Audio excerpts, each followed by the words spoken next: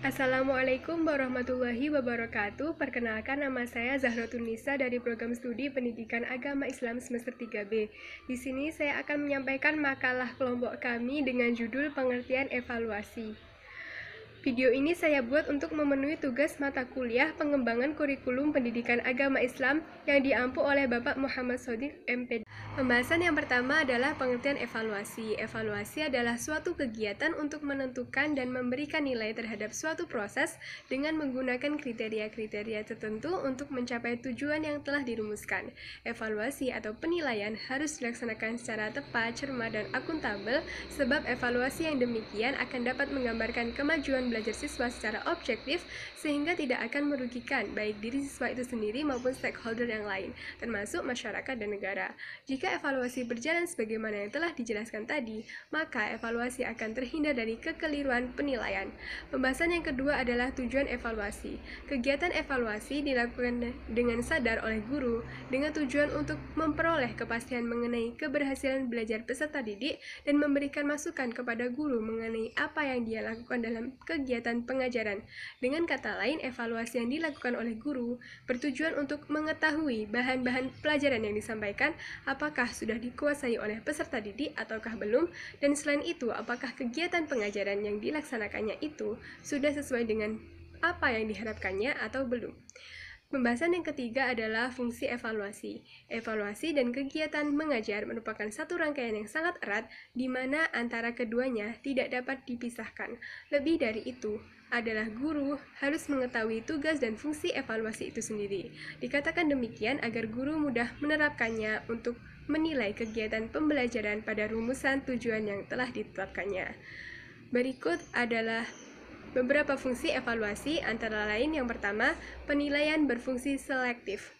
Dengan cara mengadakan penilaian, guru mempunyai cara untuk mengadakan seleksi atau penilaian terhadap peserta didiknya.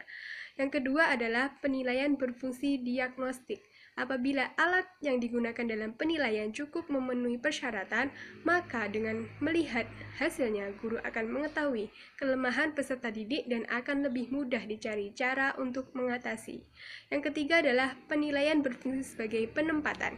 Sistem baru yang kini banyak dipopulerkan oleh negara barat adalah sistem belajar sendiri.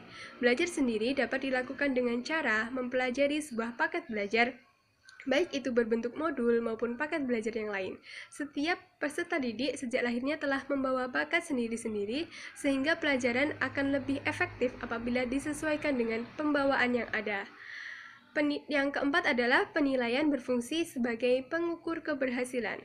Fungsi keempat dari penilaian ini dimaksudkan untuk mengetahui sejauh mana suatu program berhasil ditetapkannya. Keberhasilan program ditentukan oleh beberapa faktor, yaitu faktor guru, metode mengajar, kurikulum, sarana, dan sistem administrasi.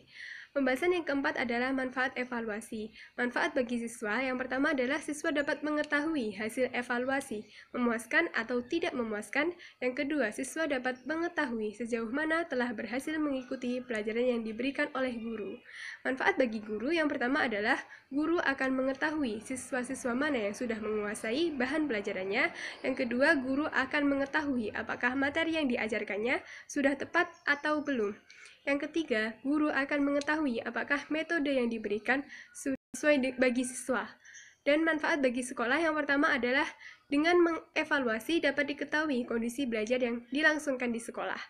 Yang kedua, informasi guru tentang tepat tidaknya kurikulum sekolah sebagai bahan pertimbangan bagi perencanaan sekolah untuk masa yang akan datang. Yang ketiga, informasi hasil penilaian yang diperoleh dari tahun ke tahun dapat digunakan sebagai pedoman bagi sekolah. Yang dilakukan oleh sekolah sudah memenuhi standar atau belum. Pemenuhan standar akan terlihat dari bagusnya angka-angka yang diperoleh.